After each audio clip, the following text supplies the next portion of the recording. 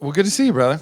Thanks for having me on. You know what, man? So one of the things that, and I've noticed it a bit, but not as much as everybody else, but I get, we have a lot of mutual friends, and I've had universally so many people come up and be like, man, Aaron really seems like he's doing good.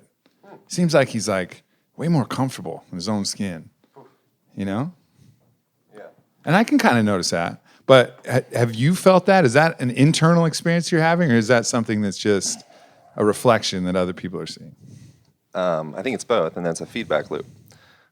Like yesterday, I got a question at this. We did a live podcast thing at Onnit, and I got this question of who was your mentors when you were just starting this journey, whatever the heck the journey is, and then who are the mentors now?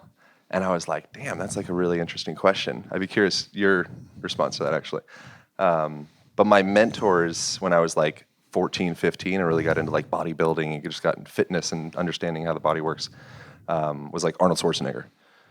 So pumping iron, I watched that 16 times obsessively, and just the veins and that's what I need. And now it's so much more sorting out this whole it sounds so cheesy to say out loud, but inner peace. Uh-huh. And so this analogy popped up of, if we focus so much on that superficial aspect, like the car and the obvious muscles and, all the things that people see, it's the analogy that just surface was it's almost like building your house beside a volcano.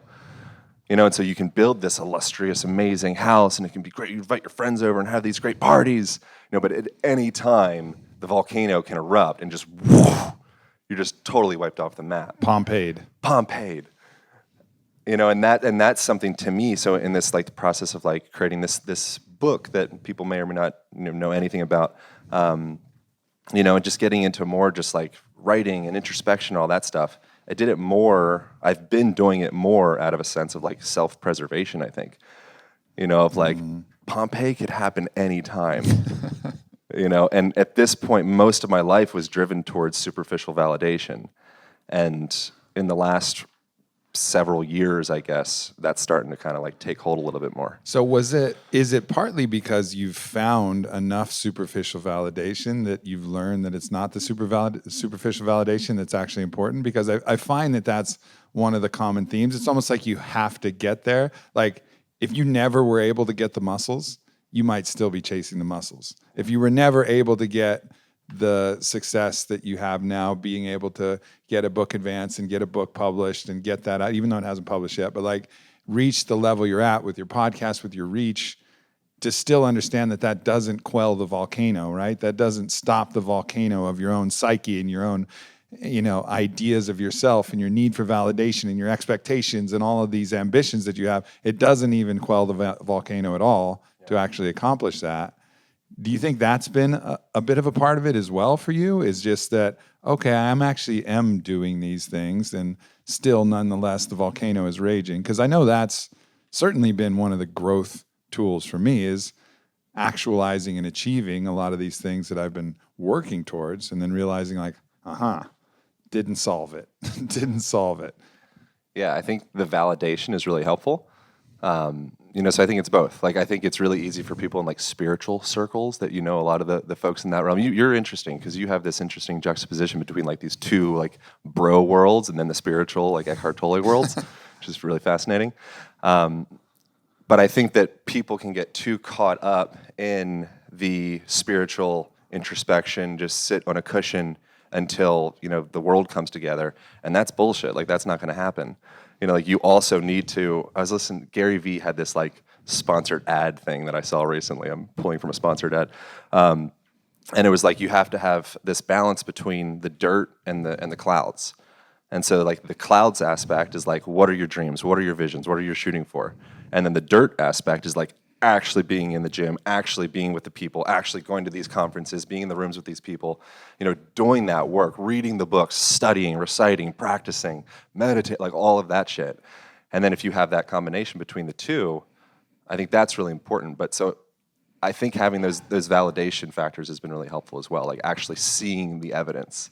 Mm-hmm. If you're just sitting by yourself on a cut. It might. I mean, it probably works for some people. I don't know, but seeing the validation is enough to keep it going. It's like you can catch momentum, and then you start to feel like where I'm at right now. I'm sure where you're at. You start to feel this momentum from people pushing you. So we're almost like binding as an organism. Now the rest of the organism is saying, Aubrey, like you're really helping. You're like, oh, okay, I guess I should pay attention. And it starts to matter. But it's like pushing a rock up a hill. I had a sensation of like I was pushing a rock up a hill, and I'd push each day. And then I get to the end of the day, and the rock would just like roll back over and like maybe push 6 inches. Right? What is it called? The classic Sisyphus. Sisyphus was the Titan that was punished by having to push a rock up a hill every day, and then every night the rock would fall back down the hill, and the next morning you would have to push the rock up the hill, and the next day the rock would fall down the hill.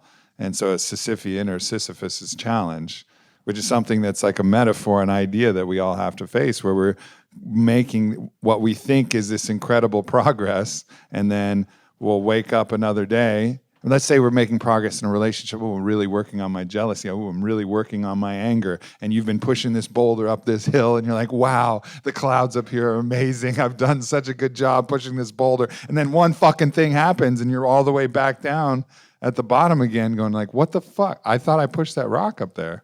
Like I thought I did this.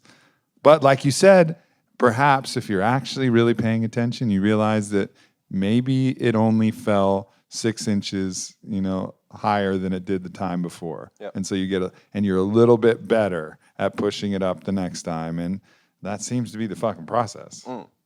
Yeah, so there's been an interesting transition that people in this room hopefully are experiencing in their lives to some capacity, where with enough time, those 6 inches start to aggregate into real distance.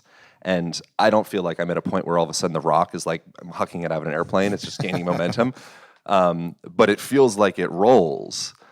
So while I'm asleep, just like I don't always need to be trading my time, for moving the rock. There's actually like, oh, the rock's I can kind of chill and do other stuff and work on things, and the rock still rolls a bit, and that's how it feels. Well, for me, so I've been a pusher. Like I've really been someone who likes pushing rocks. Like, and I think you've identified that in me. Like I like the hard stuff. Like I'll tilt straight towards any fucking dragon, windmill, whatever it turns out to be. If there's something that I can point my lance at and charge my horse, it may be foolhardy like Don Quixote, or it may be noble like Prince Galliant, but I'm gonna like fucking charge for it. And that tends to be the thing that I identified as myself, right? That was my primary self-identification and validation, was the one who does that. And that's still a part of me. But then, so applying that back to the rock analogy, like recognizing that instead of being the one who pushes the rock, be the one who pushes the rock and the mountain and the other thing. So like shifting my identification to not the one who's doing, but the one who's being. So instead of like pushing the rock, being the rock, and allowing the being of who I am to be the thing that lifts me forward, right? Which is, that I think is where the next phase of my life goes, right? Because I could try to come in here and like try to deliver a podcast for you guys, for the audience, for South by, for the platform, to sell some stuff. And that's going to be stressful to do that. But like, if I can just be me, hanging here with you, my friend, the podcast is probably going to be better anyways, right? But it's just an orientation of perspective. It's an orientation of how I'm looking at what I'm doing, and just trusting that I can just be who I am and not try to do what I think I need to do. And then that, I think, is the biggest shift that I can possibly like go through at this point for me, is just to trust that I can just be. What kind of practices help you get back to that state of being? I think you have to be radically mindful of all the times that you're trying, right? Like it's hard to, because it's like you are, so you can't try to be because so you have to just be mindful when you're trying to not be something that you're not, right? So it's almost like you have to look for the negative because you already are the positive. You can't like add more of being yourself to yourself. You can only be mindful of the times that you're not being yourself. So, it's shocking how often I'm trying.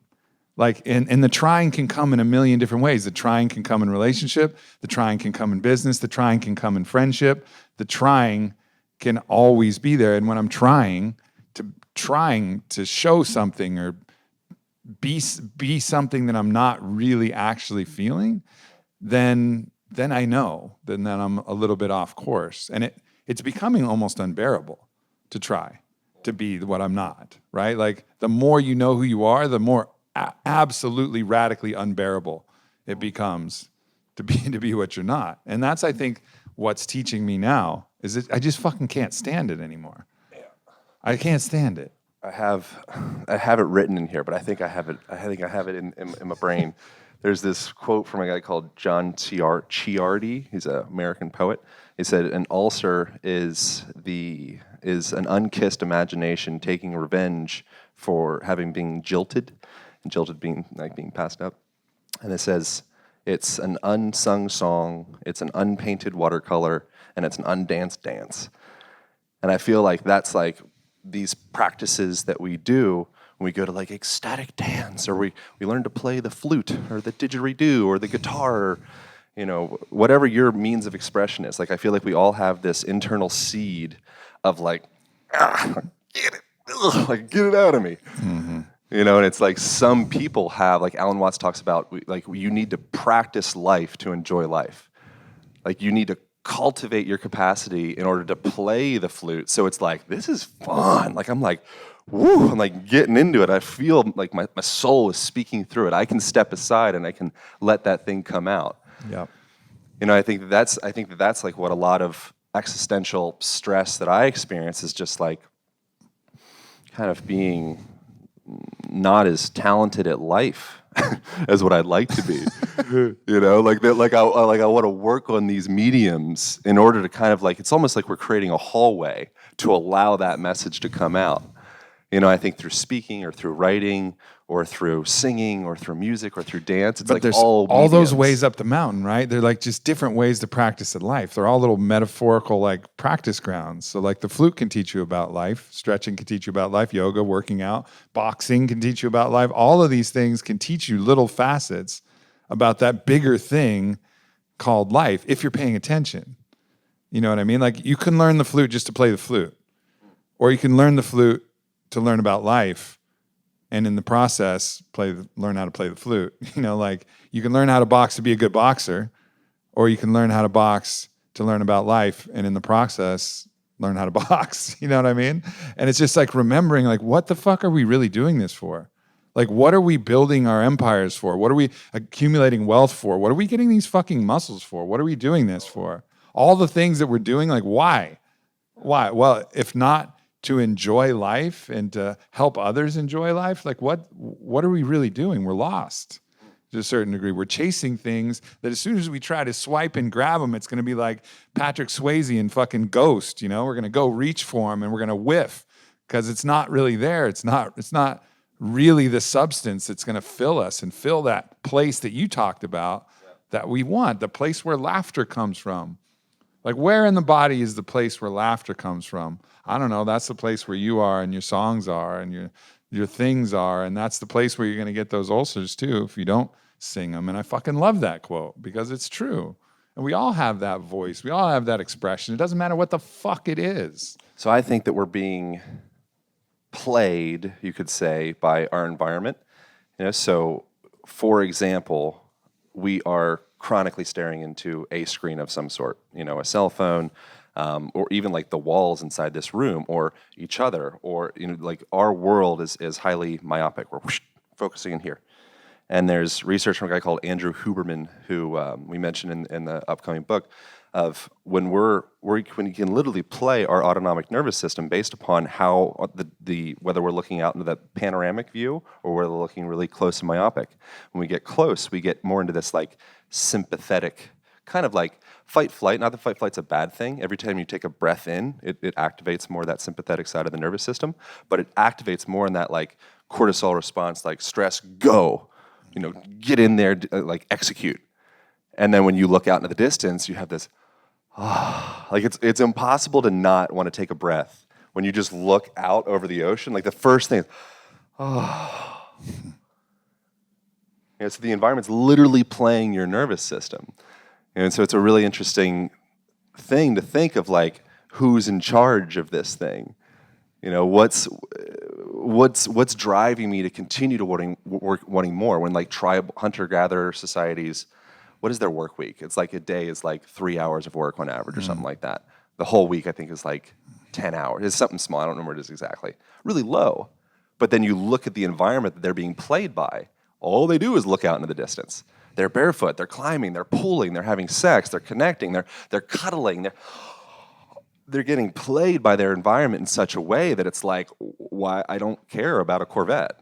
I don't think anybody cares about a Corvette, but whatever, my Tesla, whatever, if it was like 1980, my Corvette. Little red Corvette. But it's just an interesting thing to start thinking about, like how I'm being played for sure. Like coming into this room, walking in, like I feel like I'm gonna pass out. Like I do crap like this fairly regularly. Every time I'm like, oh. You can see my hand is like shivering as I start. Now I'm fine, But it's like you guys played me. I think we're not. I also think we're not aware of our own desires. Like everybody wants the view, right? Oh, what a view! What a view! What are we really fucking talking about? Like why? Like why do we like views? Is it because there's a particular pixel arrangement that gives ocular pleasure to our eyeballs, and our eyeballs have a sensation of pleasure that comes? Like why do we like a fucking great view? Why? We all do. Who doesn't like a great view? Well, it's because it's actually playing us in a different way. It's shifting our perspective from that same thing that you're talking about, that myopic focus, that looking right between the slits of someone else's armor so that you can see their eyes and whatever that thing was all the times, or staring down the sights of your bow, or whatever that super hyper-focused thing that we have constantly on our phone, which is fine in short periods of time, but isn't fine when you dedicate your life to that one thing. So we crave a place with a view, but we don't know why. But then we get out there and we're like, nice view. Yeah. And then our whole fucking nervous system changes. Everything changes. Or maybe we crave the ocean. Oh yeah, I love being out there on the ocean. Well, why? Well, maybe it's the ions coming off the water. Maybe it's the sun that's actually creating the vitamin D response. But we'll just think like, and we get there and we'll fucking slam some margaritas and we'll forget about it. But like something drove us to the water in the first place. Something drove us to the view in the first place. But unless we're curious and looking deeper and understanding that we're just the tip top of a pyramid of awareness, and our subconscious and unconscious mind is the giant iceberg that's underneath the water that we're not aware of, that's actually moving us, and we're just on top thinking like, I forgot this all, so I got all this shit figured out. But we're getting moved by this giant mountain of subconscious and unconscious and communication from the body, and the microorganisms that are helpful and the microorganisms that are not helpful, and everything collaborating to actually guide us to what we're doing so that we can go like, oh yeah, nice view. It feels to me like you, Aubrey, have like an especially large birthing. There's like a huge baby. It's like a 14-pound. You're like, how do we get that? And so within that, you ventured really deeply into kind of like introspection and like intellectual realms and kind of, pondering on all these things. How often in your day-to-day do you not have any of that stuff, and the slate feels just like you really just are? Or is it quite often more exploring? And more? But you know what's funny is I tear up a lot more now. I noticed that. Like a lot. Have you noticed that? Like a lot more now. And I think what it is, it's in those moments when I'm really being and I'm really feeling, then the tears come because I'm so sad for all the times that I haven't felt like that. Yeah. Like so much of my life that I haven't felt like that. Like, here's Stephanie here in the audience right now. right? A lover that I've had for 5 years. And like now, regularly, I'll just be looking in her eyes and I'll start to tear up. Why? Well, part of it is that I've looked in those same eyes and seen none, felt nothing so many times. But those were the same eyes that are there. And they're always going to be there, you know? And like to appreciate that, it's overwhelming, you know, and to find that, like find that accord. And that happens in fucking all kinds of movies, and it happens in beautiful views. I cried over a burger recently. I had I was like, this burger is so good. It's so good though, you know? Because like to really be present, it's so good. And then that instant thing is like, how many burgers have I eaten? And I've never felt this way before. You know, so that's the phase I'm in. I'm in this phase of like waking up more and more frequently, but I still toggle. I'm still toggling all the time, like between these moments of radical awareness and presence and moments where, you know, I forget again. But I can definitely tell a difference. I can tell a difference when I'm making love. I can tell a difference when I'm eating. I can tell a difference when I'm doing things. But I'm not at the place where I can stay there. You know, but the frequency and the duration by which I can get there is definitely improving. I think this world that we occupy is especially confusing because the people that we see, I would think you and I would fall into this category of being more like large, muscular. Not that either of us are that big, but whatever. We're like, got a beard, you know, and I'm like, you know, whatever, you know. But like they lead more with this the superficial shows. They have a fancy car, they have all that stuff. We end up praising that, and we see that on all the covers in the magazines, and you know, like that's what we see is like, whoa, like that's me want that. And then meanwhile, what we're actually looking at is people that are filling this insatiable void, usually around their heart, I think, for probably men and women, but certainly for men, or I can speak for myself. You know, and so we end up kind of seeking the patch, again, because we get played by our world. You know, so all these media images are like, oh, wow, like those Band-Aids are sick. Oh, more of them Band-Aids, you know, and so you go out and you plug on the Band-Aids. Meanwhile, there's like so few people. Like there's what was it? It might have been David Data talking about it. No, I don't think it was him. Anyways, talking about men, we end up, no, it's Anadea Judith, Wheels of Life. It's an interesting book if you guys have an opportunity. Talking about men, we end up seeking women through our cock. We're like, I want to have sex. You know, like that would be great. And then that kind of sneaks up into our heart. You know, and so it's like that's like we lead with that. You know, we're going out. We have like you're dousing for water. It's like the compass. Yeah. But that can, before you know it, that can sneak up, and you can have that eye contact that you're talking about, and that moment of connection, and you start feeling these melty feelings in places you've never had before. That those Band-Aids, because before you identified yourself with all of the superficial things, they just make it harder and harder to access all the shit that actually means anything. You know, and so it's like it's just fucking confusing. Yeah, I mean the sex one is like a rabbit hole that goes fucking super deep. Because for me, just speaking personally, like my sexuality was so intricately and like inexorably woven into my idea of who I was as a man. So like sex was not just sex.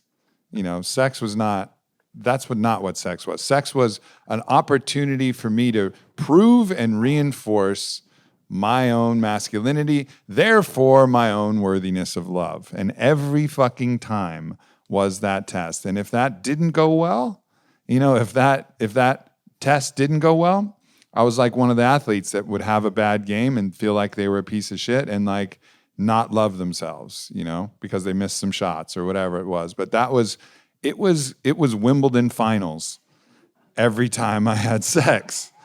For reals, man. Like, fuck. Like, seriously. Like, that's not having sex. I mean, I was having sex, but that's not like really having sex. It was having sex plus this whole fucking performance charade, you know, that I would be thinking about beforehand and then thinking about afterhand. And it was something I really enjoyed, but it was also this massive sense of relief when it went well. Like, whew, I can still love myself for the next few days because everything went well today. You know, How many times have you had the same? Almost, it feels like the same avatar, the same person come into your life because you haven't gotten the previous lessons. And so you have that sexual encounter, you have that block or whatever it is, and you reach to a certain point in your relationship, and then you sabotage it or whatever. And then you're like, okay, cool, well, she sucked. Moving on. And then the next thing, you run through the same pattern over and over again. Man, Have you experienced that? I've had some gnarly situations. So one girlfriend I had in college was someone who was like really difficult to please. And I was a college dude and I really didn't probably know what the fuck I was doing anyway. So, but she was like mean about it, right? So like if things didn't go well, she would just like roll her eyes and roll over, which is probably a sign that's like she wasn't a nice person and maybe like I should find somebody else. But instead, it just fueled my own self-hate and my desire to change the narrative. And I was fucking obsessed with her for like 6 years. I would like break up with her, be like, you're so mean. I cannot possibly be with you. And she would like cheat on me. And she was like one of those people who was like, and when she would cheat on me, it was always with the Pittsburgh Steelers. Still hate the fucking Steelers. But like, I was so crazy. I've told this story before. I was so crazy though, because I went to Australia and I'm in Australia and we were broken up, but I'm still thinking about her. And she starts dating this guy who was at the Steelers. And I looked up his fucking combine stats. And the whole time I'm in Australia, I'm in Brisbane. It's beautiful. It's sunny. There's fish and chips and beautiful women around. And people are just having fun, drinking Bundy rum and 4Xs. And it's the greatest time. But I wasn't in the greatest time ever. Because all I was thinking about was that fucking dude from the Steelers. And I was looking at his combine stats and looking at his speed. And I was looking at his bench press. And I saw that, oh, well, he was only able to do 23 reps at 225 on the bench press. I could beat that with a little bit of effort. Because I thought that fucking mattered. Like that was important. So while everybody's out there enjoying Brisbane, Australia, I'm in the weight room with the fucking rugby team with my long ass hair, listening to Pantera, training reps at 225 so I could get 24 reps so I could beat him in his fucking combine score. Like that's the insanity that we can be driven by when we don't have perspective and we don't understand like what is going on. So, I mean, those type of situations, you can look back and go like, wow, like what a crazy time and what a crazy idea that you've had. And you've seen that, like that was the most extreme example, but there's little tiny examples of that all over the place. And of course, being in an open relationship, that gives you all of the fodder for all of those examples. And finally, through immense pain and torture, has been the tool that has helped liberate me from some of these traps of delusion. And one of those, which being these constant sex being the fucking finals of Wimbledon kind of mentality where it's like, I'm okay with who I am no matter what and no matter how I express. Oh, and guess what happens when that happens? Well, sex gets better anyways. You know what I mean? Like this thing that I was shooting for and trying for and hoping to make it the finals. Well, you know how you play the best tennis of your life? Like anybody here play tennis? If you fucking play tennis and someone like misses a serve and you know it's out and you just take that casual like return a serve and just rip the forehand, you almost always just like rip a down the line winner because it doesn't fucking matter because the point's over, right? Because you're so loose. And that's what all the best players and all the best fighters and all the best athletes, you'll see them crack that smile before they go out there and compete because it's fun to them, right? They're not in there like, I got to play, I got to do this. Like you're gonna do whatever that thing is shitty, whether it's in the bedroom or whether it's on the basketball court. You're gonna do it shitty when you put that much pressure on because you're gonna instill yourself with all this fear instead of belief. So I was just undermining myself for the majority of my life until I can liberate myself from that, and then hopefully live the second half of my life as the one, you know, who lived the second half of his life and loved it the most. Like that's my goal. Are you a nose breather, Aubrey? Am I a nose breather? When I'm everything when I need to be and when I don't need to be. Right? So as you're doing the thing, like it's again more like I'm just so enamored by how our environment forms us. Uh-huh. And so something that's another interesting thing that just popped up as you're doing that is so many of us, again, we're stuck in these different sympathetic type states. And we're in that, you'll notice if you like take those mouth breaths, like Aubrey was just doing, it literally starts to bring your breath more up into this clavicular type region. It puts you more into this like if you get startled, like everybody, imagine you're getting startled right now. You go, so you breathe through your mouth, shoulders come up, you crunch the back of your neck. All of those same patterns are literally exactly what we're doing as we're looking into the phone. Most of us, if you look around, most people tend to breathe through their mouths more. It literally changes the shape of their facial structure. Teeth end up getting more crowded, which ends up creating this feedback loop of being insecure about yourself. You get stuck in that breath up into your clavicular, putting you more in that stress state. I don't know. I just noticed that. It just blows me away. Do you notice that at all? Like your breath, like how your breath affects the way you feel? I think my whole body has been formed by mouth breathing then. Your whole what? My whole body, my neck tilts forward, my shoulders tilt forward. I mean, I've built myself based upon this stress response, sympathetic, activation. Like that has been, and now is the invitation to unwind that. Yeah. You build yourself into a prison is what happens. Yeah, like people build it. That's what we do with weightlifting. That's what I did. That's what I'm still working on unwinding. Yeah. That's what, I think you're in the process of unwinding and probably, again, a lot of people here, like we can build ourselves because you get into that, okay, cool, combine guy. I can do more than 25 reps or whatever. So you focus all your energy into that place to the point you almost become like mutated in this one direction. And now you lose your adaptability and your capacity to go into the other directions. And now you're so far down that hole, you're like, well, shit, this is all I got.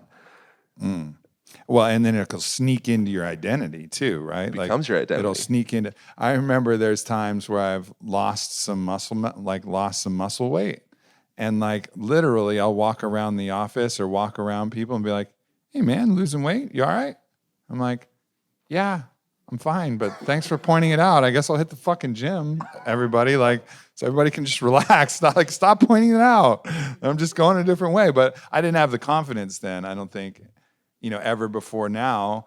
And maybe not even now yet. Maybe I'm still not quite ready to let that go and do what my body probably really wants the most, which would be, 5 days of yoga a week and 1 day in the weight room. That's probably... if I really listen, probably what my body would like for a certain stretch at least. Yeah.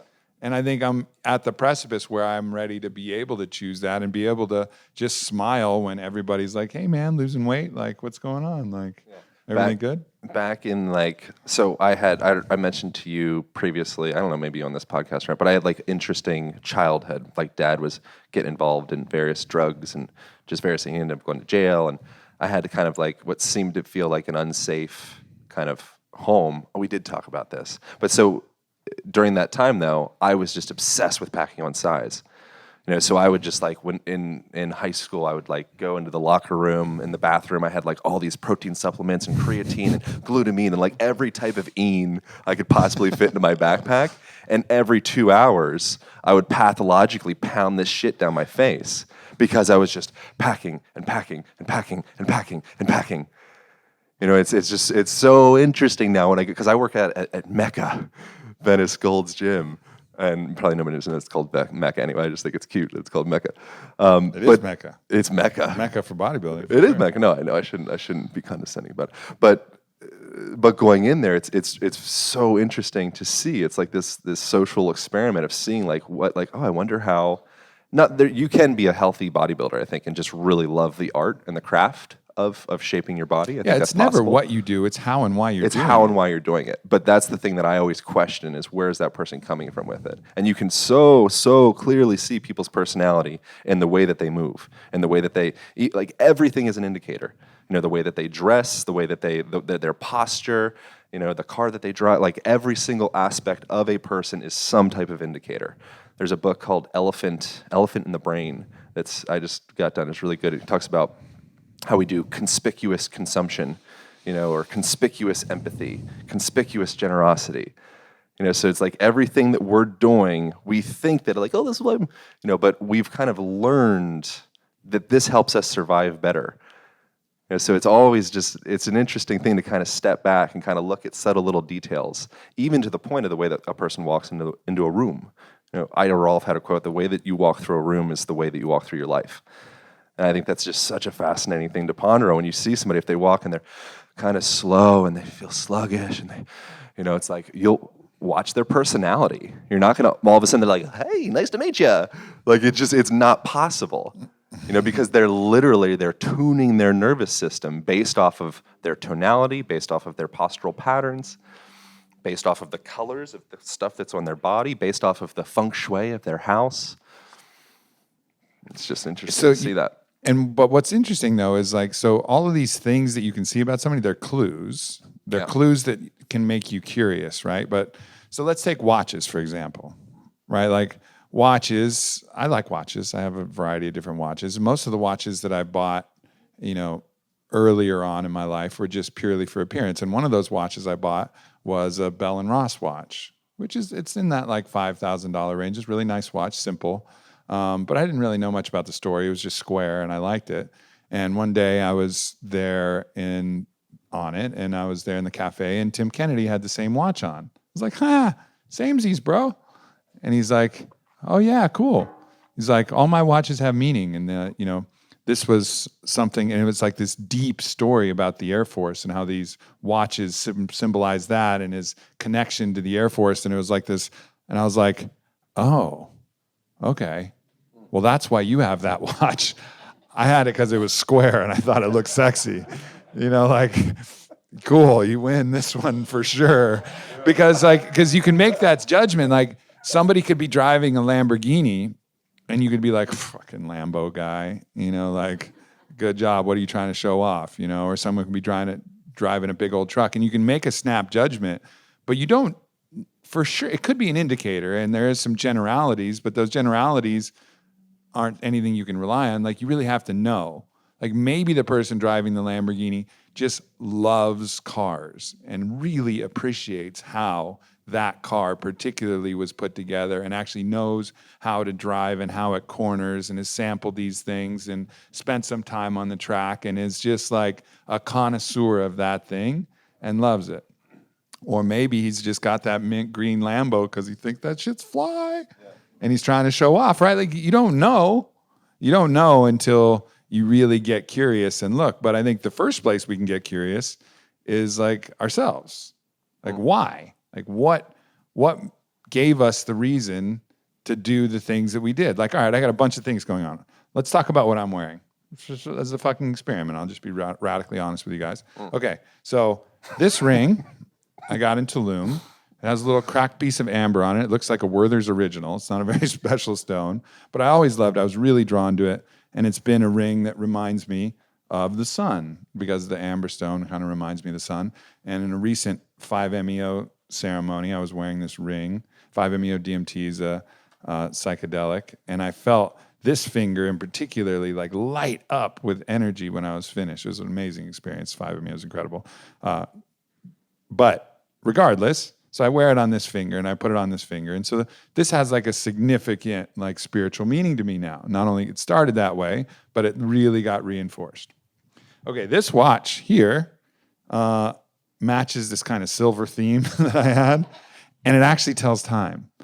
Because my other watches don't tell time. I never set them because they're bracelets. They're fucking expensive bracelets that I'm wearing to look cool. Conspicuous consumption, expensive bracelets. But this one, this Shinola watch that I got, it tells time. And I was like, well, that'll be useful because it's really annoying when I have to pull out my phone and check how long these podcasts are. So I'm going to wear the watch that tells time. My only one. It's the only watch that I have that tells time. I got a lot of watches. They're all bracelets. It feels to me like something that we miss, something like the greatest value that we can have to enrich our lives is to seek out experience, which is, I think this is something everybody knows this, but a matter of actually doing it is different. I very often feel the need for preservation. I'll check my mint thing to look at what's my money look like, and okay, check my health, and I have my little. Actually, I don't use the the Oura ring or whatever, but the ring or check my statuses. How's all my levels? And all that, again, it's just this extra level of Band-Aid. Yep. And then you have the people that we usually idolize, the people that actually experience life. And they go out and they have like, well, here's my watch. This is my experience. Right. You're like, oh, damn. I need to get off Instagram and go to Iraq. Yeah, there's, those things that we collect for a reason. It never really works, like it never really provides us what we want to provide when we have those Band-Aids, when we have those things. So you start to recognize to just get the stuff that you actually appreciate. Like get the stuff that really makes you happy. Like, does it bring you joy? Does it bring you joy, this thing that you own, this thing that you want? Really? Because most of the time the answer to that is no. It's not going to actually bring you joy. It's just something you think you need or think you want or you want it to create. It's almost like a little spell that you're going to cast. Like a fancy watch is like, this is a little spell I'm going to cast on everybody. And some people are going to know that I'm rich, and that's the spell that I'm going to cast on them. And then other people are going to see that, and they'll find me attractive, and that's the spell that I'm going to cast with this watch. What are you going to be, like a little fucking wizard? Like casting spells with your car and your thing? Is that really going to make you happy? No, it's not, because if you trick them with that spell, they're not going to be loving you for the reasons you want to be loved anyways, which is just you being fucking you. Did you know that Socrates had resistance against writing? No. So he said. It's interesting to see. There's a book called the Medium is the Massage. The guy meant to call it The Medium is the Message, and then the editor thought it was Medium is the Massage. And he's like, I like it. Let's keep it. But he talks about how our world forms us. But Socrates, I think Plato felt the same way as well. But he said that when it will make people appear to be omniscient, but in actuality they will know nothing, because we're going to fill ourselves up with all this information. And you could accuse me of doing that right now because I'm like reciting some shit inside my head, And so it's interesting, again, like back to the social media and back to the actual having experience. Uh-huh. Our world has formed us into books. Our world has formed us into digital consumption to the point that we're kind of missing out on that like visceral connected experience. And even back in the day when there was like a transition into this new like information age, there were like some smart fellows kind of being like, watch out for that information. Because that information will hit you in the brain, but it won't hit you here in the core, in like the real place where it matters, where you actually know something. And that's something you realize when you actually test yourself. Like, go ahead, like watch documentaries about ayahuasca and like read about it and understand how it's going to interact with your brain and how the DMT molecules are going to interact with the receptors, and go for it. But do ayahuasca if you're going to really want to know about it. Yeah. Like you can't just think about it. Like it's the same with anything. Like describe sex or an avocado to someone who never has experienced either one of those. Like good luck. Yeah. Like all of these concepts are things that have to be felt and have to be experienced for them to actually have meaning of any sort. Like you have to do it. Now, it doesn't mean you can't learn. Doesn't mean you can't use your brain to decide what you want or whatever. And doesn't mean you should stop reading books and stop doing this other stuff. But it's all about just the awareness. Just like why, how and why. Never what you're doing. How and why. How are you doing it and why are you doing it? My sense of psychedelics, I like that it's called a trip. And we were talking a few months ago, and I like specified that I went on a traveling trip. Yeah. You're like, oh, okay. And I think it's really interesting that it's called a trip, because like I think that's the value of a psychedelic in my experience, is it's a pattern interrupt. And so we so easily, the medium is the massage. Like we're inside of this medium, and then the psychedelic trip goes, pulls you out of that and says, oh, whoa, I'm none of that. But the same thing can happen by living, in Morocco for a while, or going to, or getting some hell week in you, as my friend Kaj Larson just told me. We were talking about psychedelics kind of sort of on my podcast. And he's like, I think you need to get some Hell Week in you, Aaron. Hoorah! And I'm like, I think you're right. It's like we don't have any pattern interrupt. Right. Like if you go to North, like Scandinavian countries, like saunas are a big part of the culture. And we don't have that time in the United States, at least in the world that I occupy so much, to really come together. I guess some of these communities that you're kind of developing, actually, we're starting to get into that, but we don't have that pattern interrupt. We just, and especially with the notifications on Instagram, on social media, it's just woo, woo, woo. And then you compound all of those layers, and then the next day, first thing you wake up, ding, you're back on. And I actually do that intentionally. I've actually patterned myself to check my phone intentionally because that hit of cortisol is probably the first thing. And I actually talk about coffee. I actually talk about not doing that in my book, but nonetheless, it is highly effective because it'll put you from your parasympathetic dreamland state to like immediately like, like I got to do something. Then I'll go for my fucking hydration, mineral cocktail, and my light and my movement. Are you serious right now? But the first thing is just that fucking hit. But the key, like, all right, so maybe I use that tool for that, but like recognize why I'm doing it. For one, be like, okay, well, I'm gonna use this little piece of stress to get out of bed. Is this what I want? Is this the best thing for me?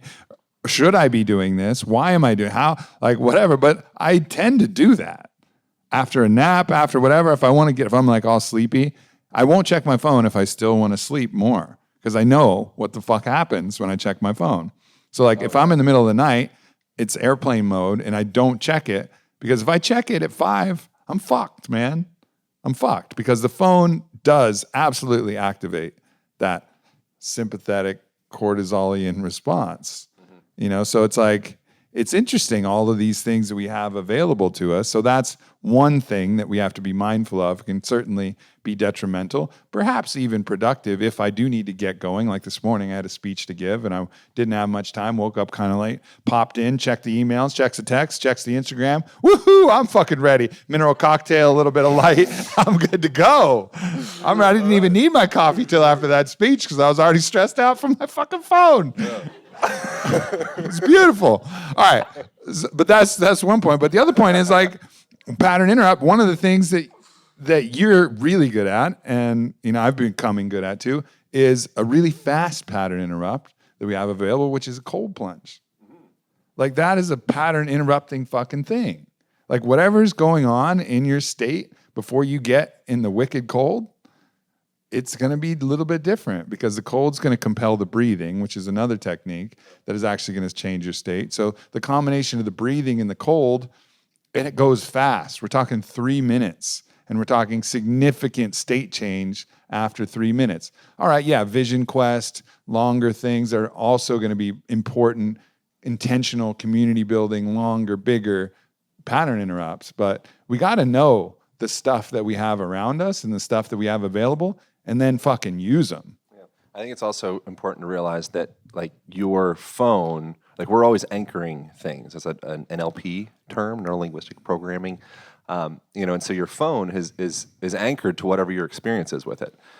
So when you look at your phone, it's like this happy dopamine feel-good thing that's like, oh, it's like your lover, but if it's this stressful thing, then you'll like get you some cortisol and get you going.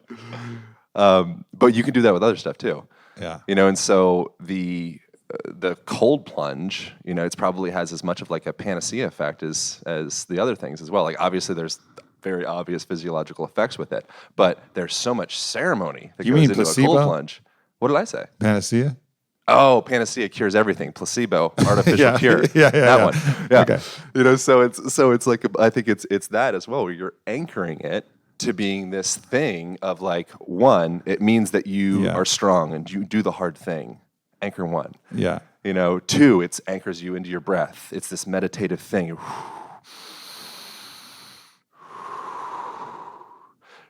Another one. Anchor three, like you keep going down the line. You could tie a song to that experience. Yeah. Every time you do that, now all of a sudden you're starting to like cross anchor.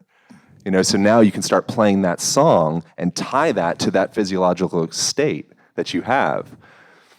It's just interesting.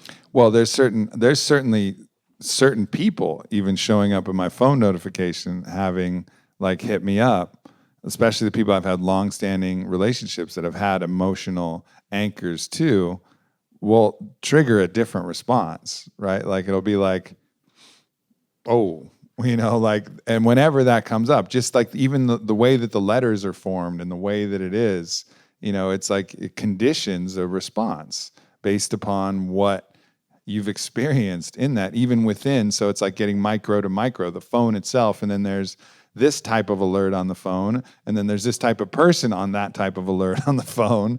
And I always think it's funny when people put that like crazy gnarly alarm thing on, like like a submarine is about to like fucking take on water. I have that for the end of my meditations. I'm like, why do I have that? I don't know how to fix it. I need an assistant. But it's terrible. It's so funny. I've hit people up and like I've been that fucking tone for them. Because I guess I'm the CEO, whatever, and it's been like people who've worked for me, and they have that. I was like, please change that. like I don't want you answering the phone and talking to me after like every time I call you, like somebody's gonna die. Like that's not helpful. Yeah. What are you working on right now? What's active work happening?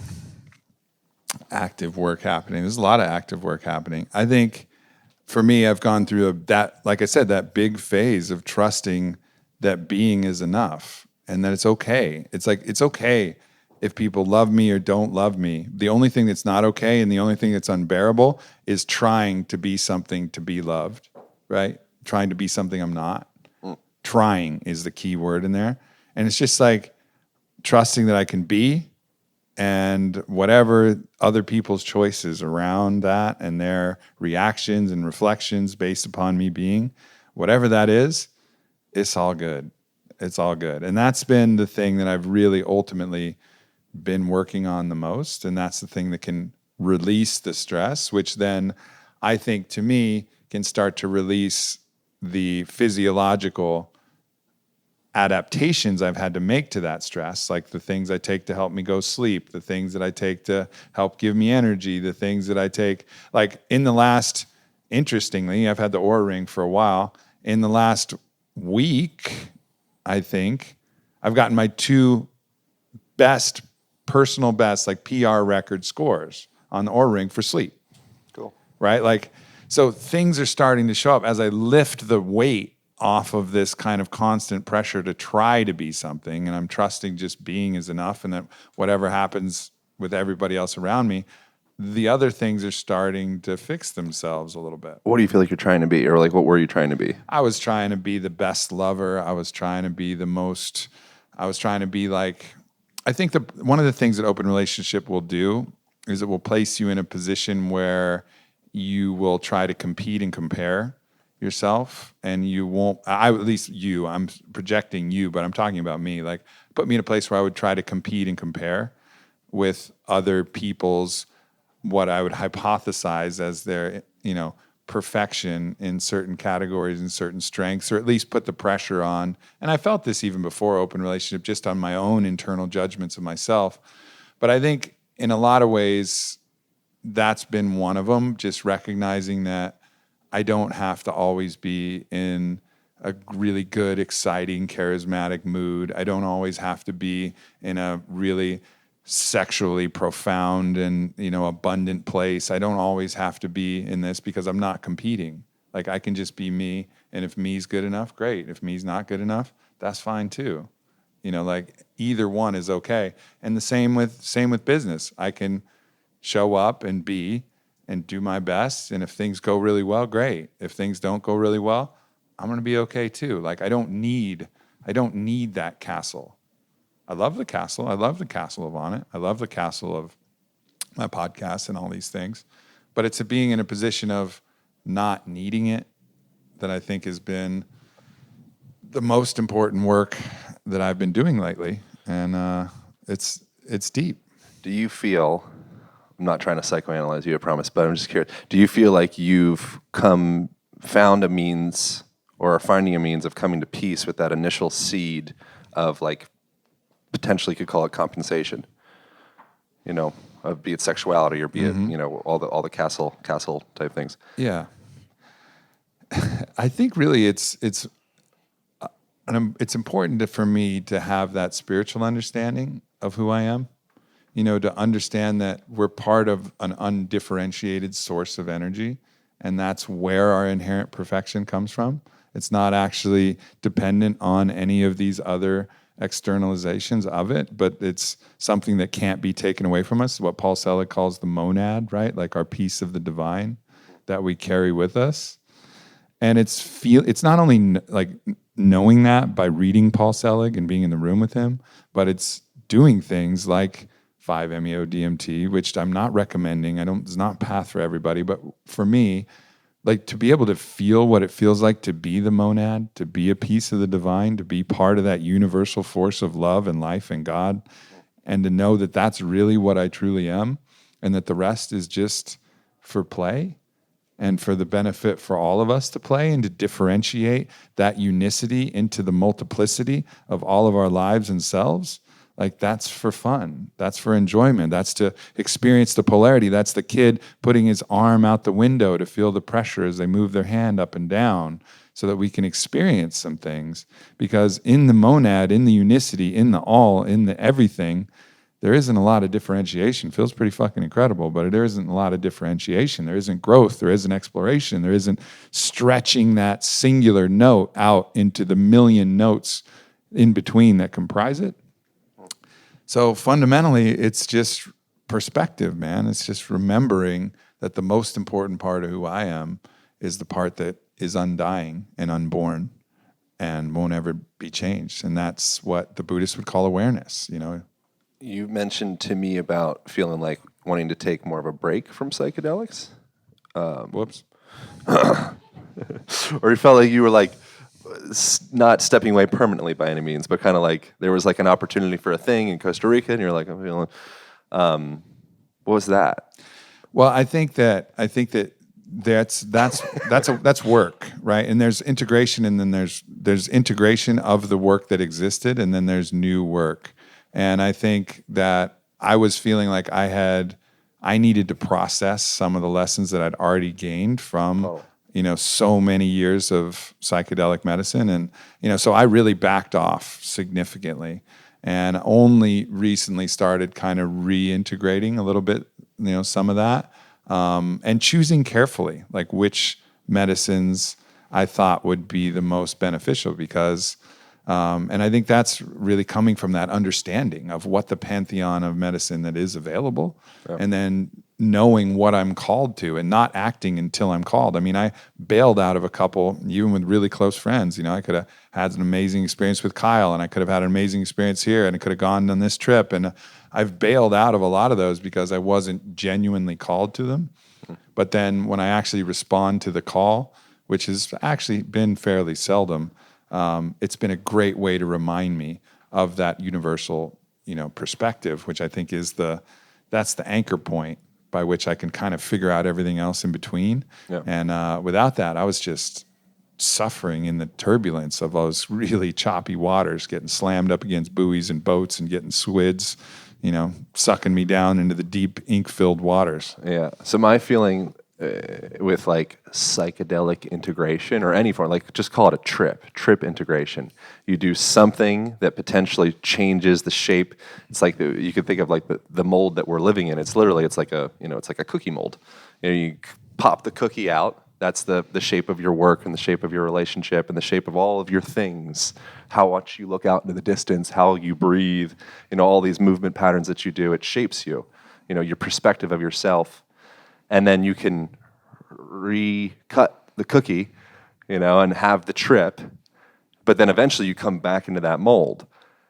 And something that I see, I think there's somewhat of a deficit oftentimes with any form of trip is like, how do we come back and reintegrate and actually change the shape of that mold and create the resources to actually support this psychic, emotional, structural change that we maybe created during the trip.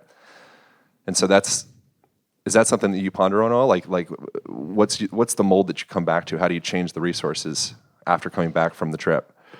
I think the mold being the environment and the people around you, you can really only select the people that you want to spend the time with. Like the people are a big part of it, and also the choice of where you go.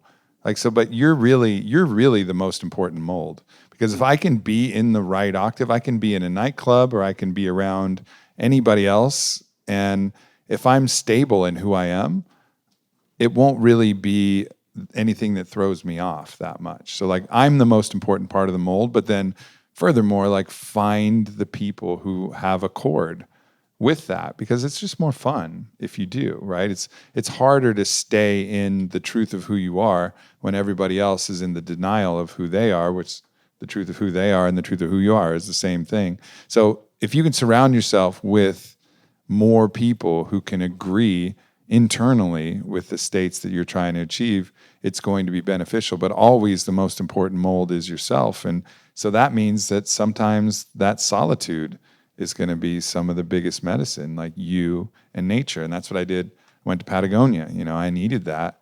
Just 14 days in there, maybe more, it was like 17 days of just me and people speaking a different language and big, wild, rugged nature. And I didn't even bring my phone that had everybody's contacts on it, right? Because I needed to just let the mold of myself set before I interfaced with those other things that wanted to eat the cookie, cut the cookie, bite the cookie, praise the cookie, shit on the cookie, all the things that people want to do to the cookie that is ourselves. So I wonder if is the more valuable aspect the internal side, or is the medium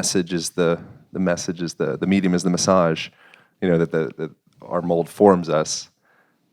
Like which one has more weight? Because it's nice to believe that you come back from Patagonia and you've done the work, that all of a sudden there's just like this electric light that comes out and everything, whoa, like nothing can touch me because I'm resonating this frequency that everything else just drops off. And I believe that. And it's also just interesting to ponder on, which balloon has more air, more pressure.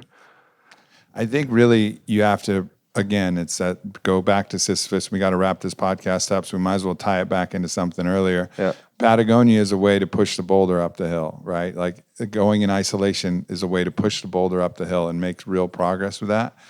But inevitably, the boulder's going to fall again, and you're going to fall back into similar patterns. You're going to be triggered by the same things that you used to be triggered by, and you may not notice when it's happening that actually the boulder didn't fall quite as far. And then the next time you push it up to your higher expression, you're going to be a little bit more skilled and a little bit more equipped. And it's actually you who's a little bit stronger. The boulder may not have changed. It's just you know how to slow its descent and you know how to increase the speed of its ascent.